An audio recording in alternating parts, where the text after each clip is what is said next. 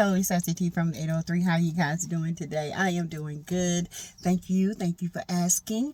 It is a beautiful Sunday afternoon, and I am enjoying every bit of it. But you guys, I had some information about Miss Shanquella Robinson and her case. Before we get started, remember all things on this channel is alleged. In my opinion, it is for learning, teaching. It is for entertainment. It is for investigative reasons, okay? And today is not entertainment because, as you guys know, my channel covers reality TV, housewives, the Potomac, Huntsville, Atlanta, all that. So we do that as well. But we also do reality, which is Shanquella, okay? Shanquella Robinson's case is just going into so much debt. But I did watch the lead attorney, which I absolutely love and adore. He does such a great breakdown of legal terms and terminology and all that stuff. So he did a 1 hour video with Gerardo Zuniga, and that is a Mexican investigative journalist from Baja California. Okay, he has been doing investigative journalism and corruption, cover-ups, and organized crime. He has stated that a lot of his colleagues have been killed because of this. They get death warrants and threats and all this all the time because the corruption and the organized crime is so prevalent in Mexico, okay? So he said that originally on 10/26, there was a young man. He was 73 years old by the name of Rodney Davis. Okay, he's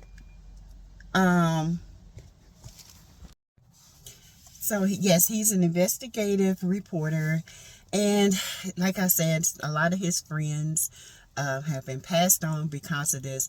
But because he was investigating Mr. Rodney Davis's demise, there were people saying it's funny how and weird how you're investigating this man's demise, but you have not started to investigate the young lady who died in the villa in Los Cabos. And he said he didn't know anything about that. Anything. And so as he started to investigate, that started on 11/19, which is 16 to 19 days after the first demise of Mr. Davis. He started to investigate. He said he investigated we got reports from the police he was able to obtain.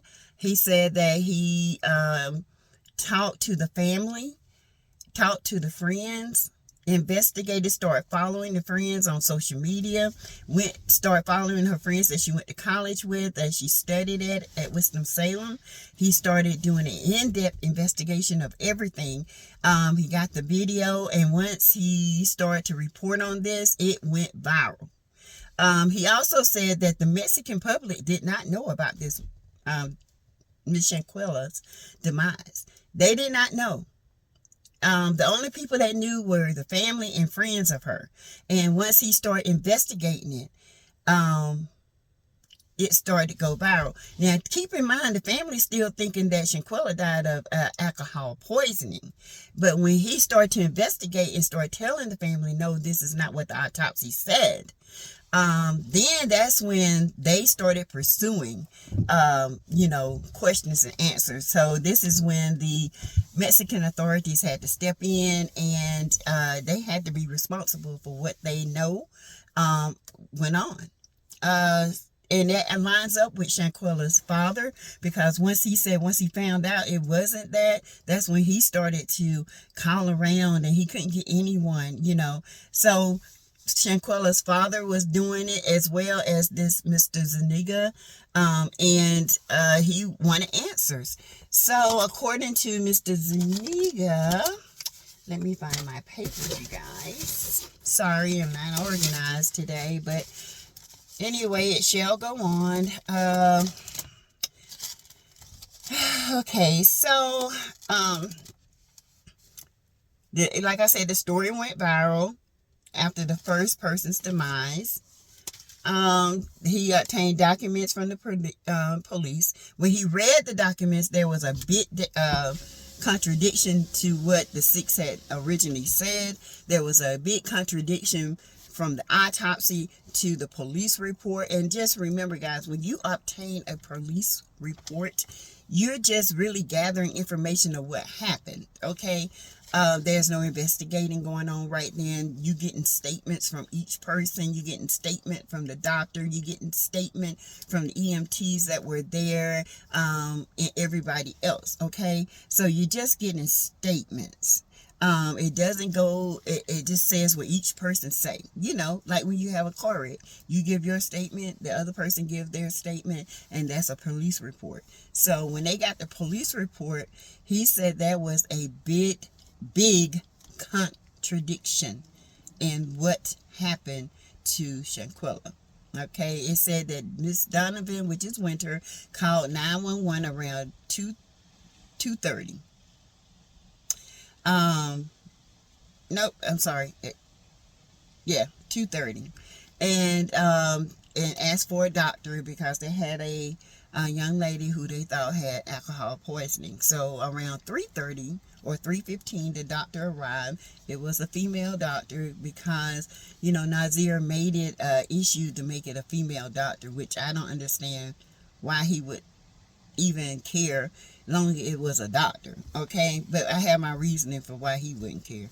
But and when the doctor got there, she was asking information. What happened? What's going on? Okay. She got there. She examined Shanquella. The doctor stated Shanquella was semi-conscious. Like she was in and out. That's very important. She said that when she examined Shanquella, she said that, you know, she couldn't answer any questions.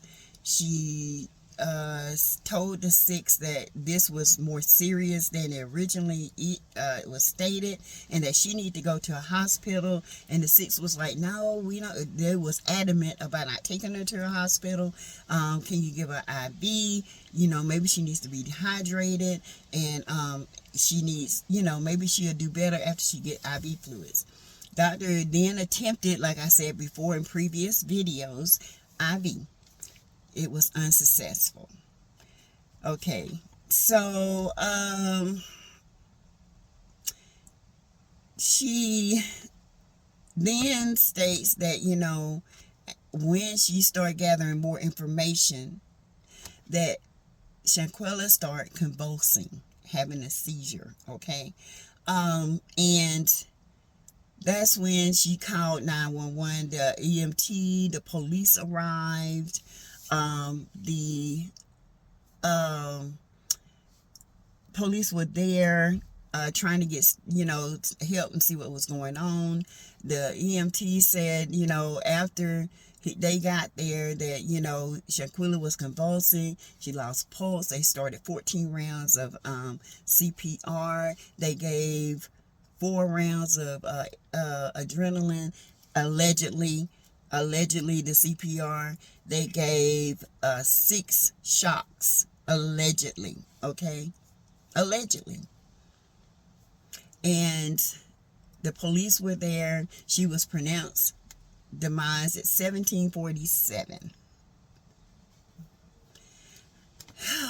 3 hours. 3 hours. So she said she got there, and at 17:47, Shanquella passed. Now the autopsy is done. They didn't think about the autopsy. They didn't do none of that. Okay, before we get to the autopsy, remember the police were there. They let the 6 go home. The 6 abandoned their friend. The body was then transported to the medical examiner who did an autopsy. Autopsy stated that she passed 15 minutes after initial injuries. So if the injuries, she was, they was fighting around 2 o'clock, 2:15, 2:30, 2:40, somewhere around there. Shanquella was crossed over. She was already gone. So when the doctor came at 3, she said Shanquella was alive. No, that's not right. That's not right. She was alive. She was semi-conscious, but she was alive. And then that's when I started questioning the, people that were there, and she started convulsing. That's when I called 911. The EMTs arrived. We started 14 rounds of CPR. I pronounced her at 1747, which is 547. But the autopsy says she died 15 minutes after the initial blow. Big time discrepancy. Big time. Now, I have my thoughts. I told y'all in my last video, I think it was a cover-up because they just had a death on the 26th of a American. Now they got a second one. And this right here is not good for business. It's not good for Mexico. We're going to say this, and this is what y'all going to say. And we're going to make sure this, y'all go home. We're going to handle this. But they was not depending on the autopsy. They didn't think there would probably be an autopsy. But anytime somebody has had a demise, there is an autopsy, especially when the family requests one. So not only did an autopsy was done in Mexico, it was also done in North Carolina, in Charlotte, in the United States.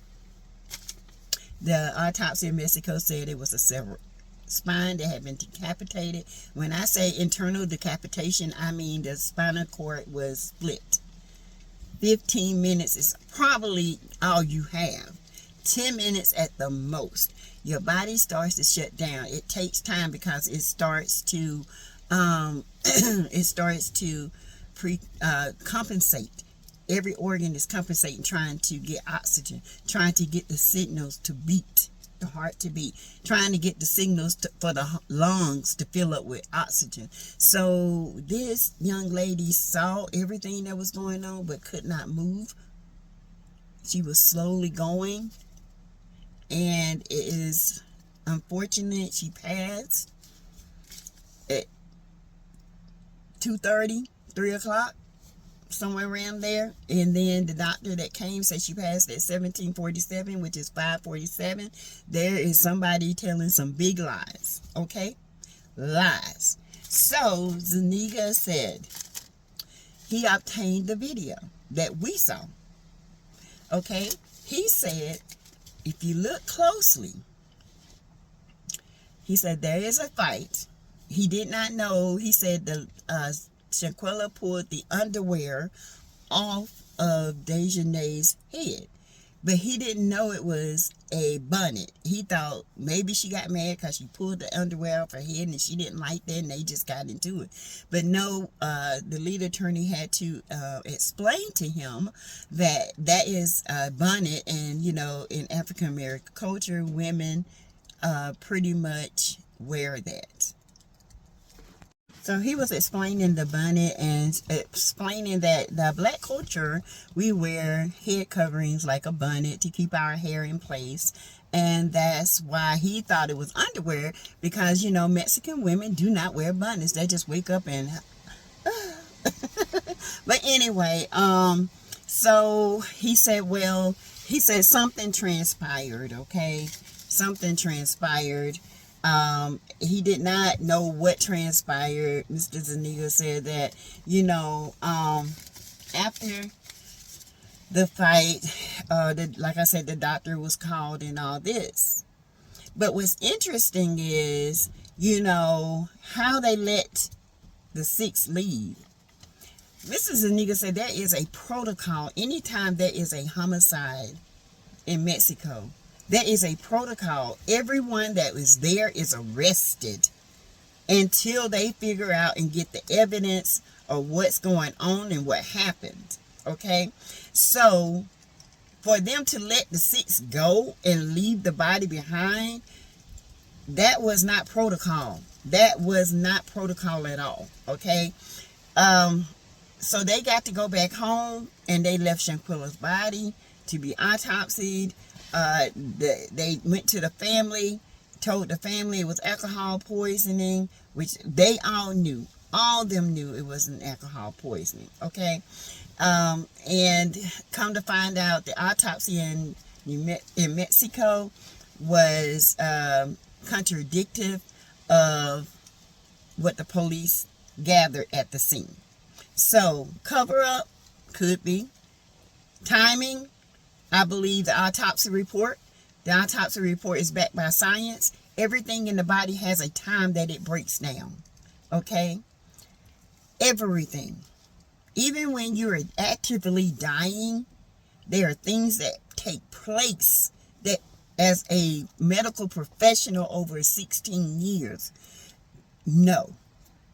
I can look at an elderly person or a young person that's got disease or whatever, and it's chronic and it's not curable. If you're intuitive with your patient, if you are in tune with yourself and you are very observant, there are things that happen before they actually cross over. Okay? And I back it by science.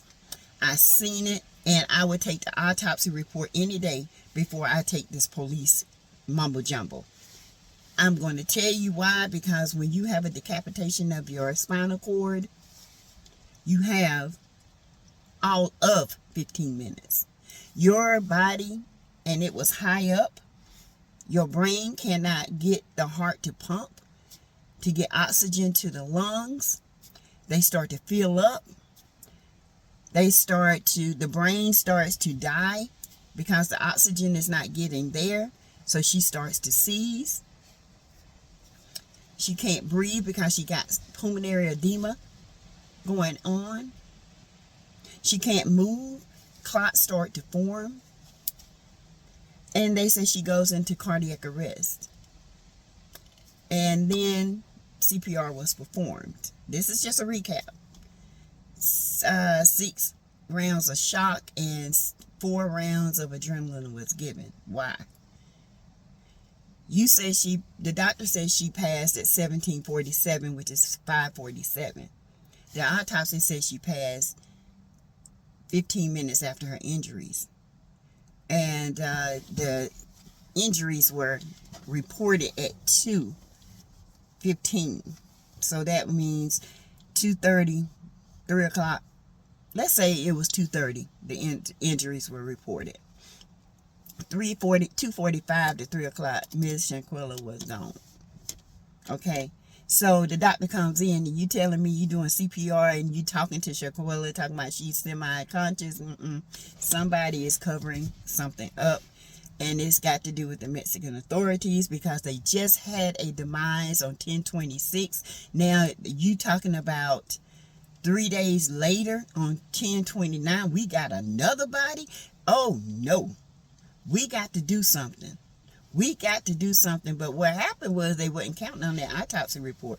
They were just counting on the simple fact that, she would go on and then, her body be shipped back. But what you don't know, honey, the parents already had their intuitions because of what was told to them, especially the father.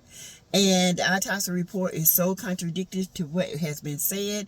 There is a cover-up because they don't want the money to stop coming in from tourism, and they don't want Mexico to have a bad name, because 2 deaths in 3 days is not good. Okay? So, of course, there was some corruption. Now they are being investigated. The doctor is being investigated. The police that were there are being investigated. If there is a cover-up, they will also be tried by a judge and sentenced. So we get to the femicide. He explained, which I tried to explain the femicide, but homicide is the aggressor goes, boom, it's over with. You get 12 to 20 years, depending on what the judge give you. Femicide is overkill, like we see it in America. It's like the person is already gone, but you still beating and hitting and kicking, doing all this extra stuff. It's called aggravation. Aggravation.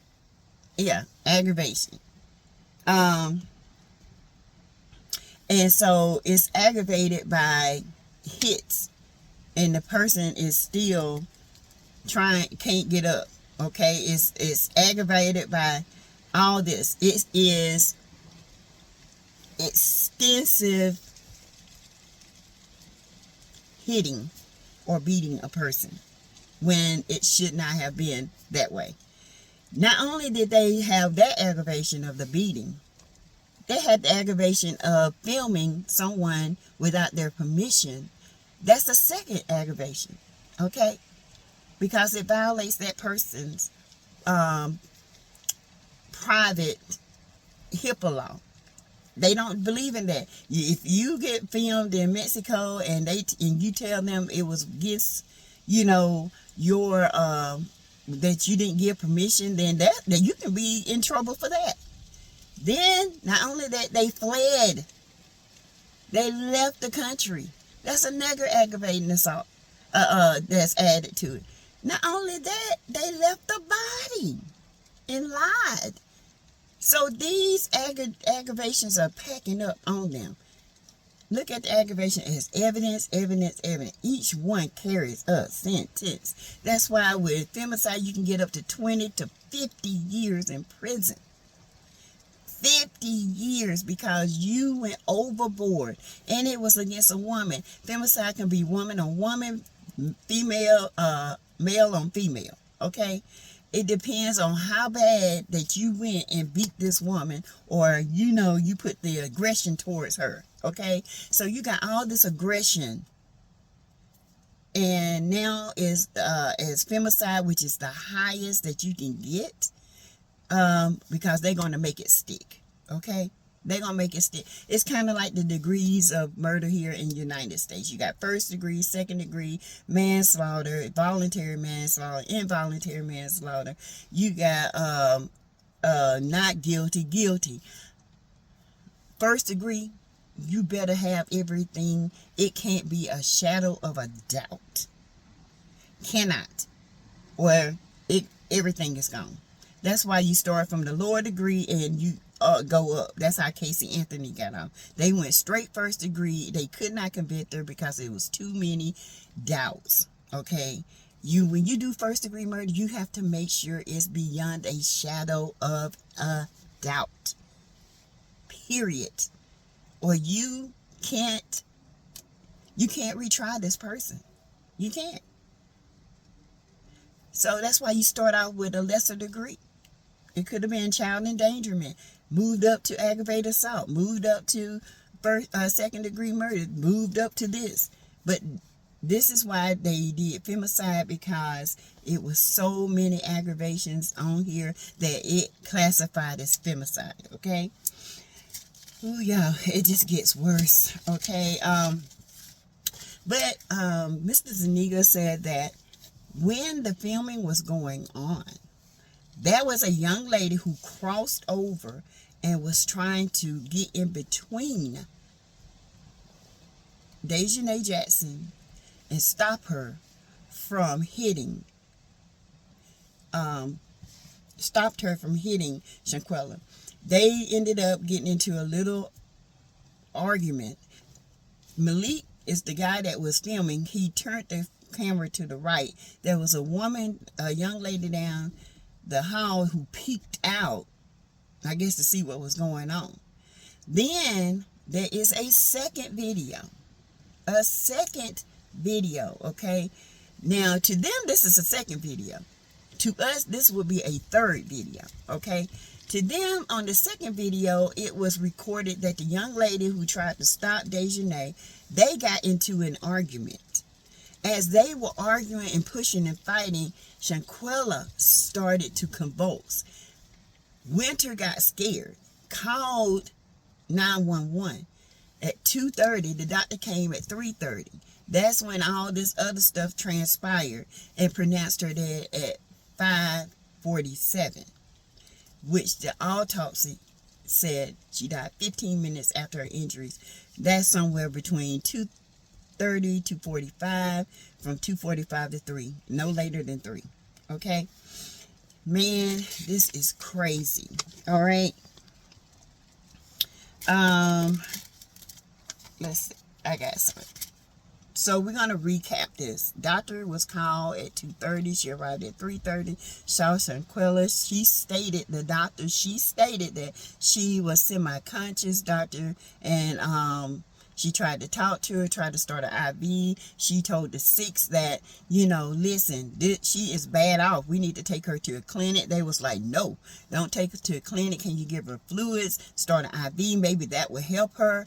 And she started to do the IV. Noticed that the doctor said allegedly she started convulsing and having a seizure. Then she called the paramedics. They came, police came, took the statements, did 14 rounds of CPR, 6 rounds of adrenaline, 4 rounds of adrenaline, 6 rounds of shock, and pronounced her dead at 17:47, which is 5:47 a regular time. 17:47 is military time. Okay. Then the 6 were talked to. Instead of arrested, they were told to go home. They left the body. They sent the body to have an autopsy. The father was calling around the people. They went home, talked to the family, said it was alcohol poisoning. The father said no, no. He didn't believe it because the stories was inconsistent. So they had to pay $6,000 to get the body back from Mexico to here. When he saw his daughter, the daddy saw his daughter, she was bruised. She had busted lip, eye, all this. And then he prompted an investigating on himself. He told him he wanted another autopsy. North Carolina has done that autopsy. Now, we don't know the outcome of that autopsy, okay? Because this right here, it has to be sealed. It has to be in order to be compared to the Mexican autopsy. All right. So, after that, Shanquella is laid to rest. 4 days, Khalil comes.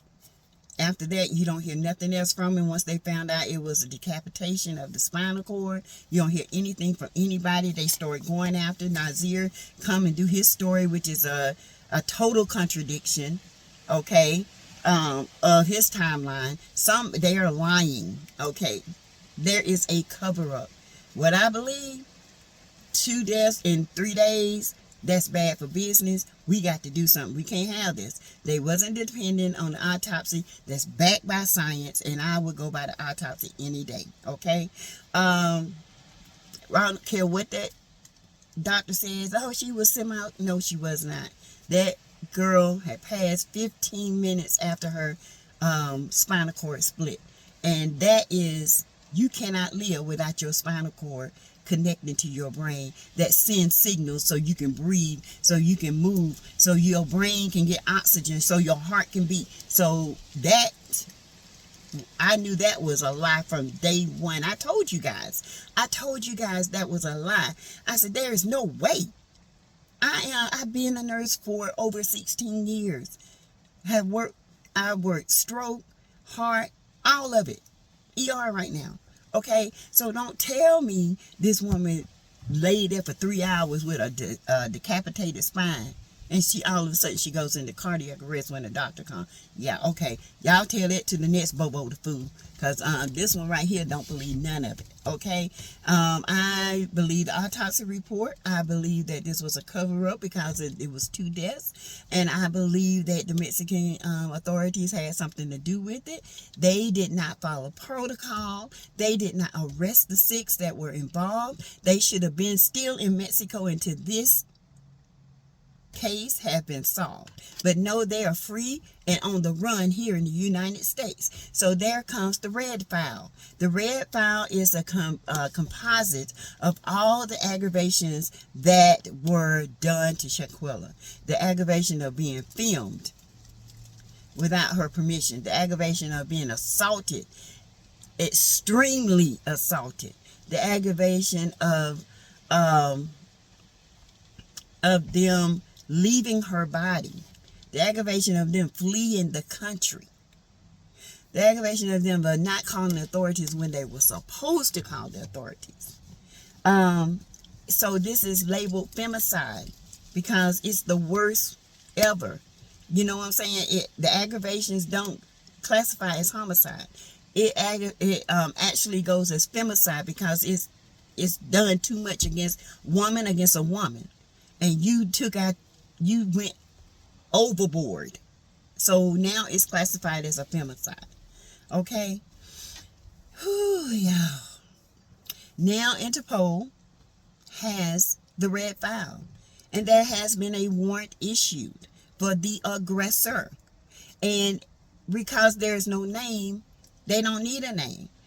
If there's more evidence to come up, they're going to be aggressors. Okay? We know who the aggressor was. They was Dejanay Jackson. She was the one who threw the 36 blows to Shanquella's body. Okay? And like Mr. Zuniga said, there are going to be more investigating. And in fact, they're investigating all of them. And now the red file has been out there. It's a worldwide. You see these people, you send them in. They're going to be extradited to Mexico. According to several news outlets, someone has been arrested. Someone is going to be extradited. Now, I don't know if they didn't mean for that to leak out, but that's allegedly what has happened. Okay, you guys, this is a lot. I know this interview has really opened my eyes to what has really happened, what is really going on. And now I got an understanding, because a lot of this stuff didn't make sense. Nazir, his timeline is off. He's lying. He said he did a video when he came in. Where's your video? There was no video. You knew when you called their house, they told you something ain't right with Shanquella. You need to get here. So I don't believe that. Talking about he laid on her side. And you didn't see all that? Come on. Man. And you got pending investigations on you. So, you might be going anyway. Going on down the road, okay? So anyway, you guys, allegedly, thank you for listening. Share this video and comment below. Tell me what you guys think about this. Isn't this crazy? This is crazy, y'all. It just keeps getting crazy. So we're focusing on the facts here, okay? Just the facts. All this external stuff outside the bail parameter, we don't need that. We are now the facts of this report versus this report cover up. And now they are being investigated. The police, the doctor, the EMTs that were there, all those people that were there are being investigated. Cover up. All right, you guys, thank you for listening. This is Totally SASSYTEA again. If you guys, please, you can give to the channel. You can do super chats. You can join the channel. I encourage you guys to join the channel, okay? Share this video. Get the message out there. Let's keep reporting, because what they want us to do is stop talking about it. We cannot until justice is done. Justice for Shanquella Robinson, okay? Thank you. Bye.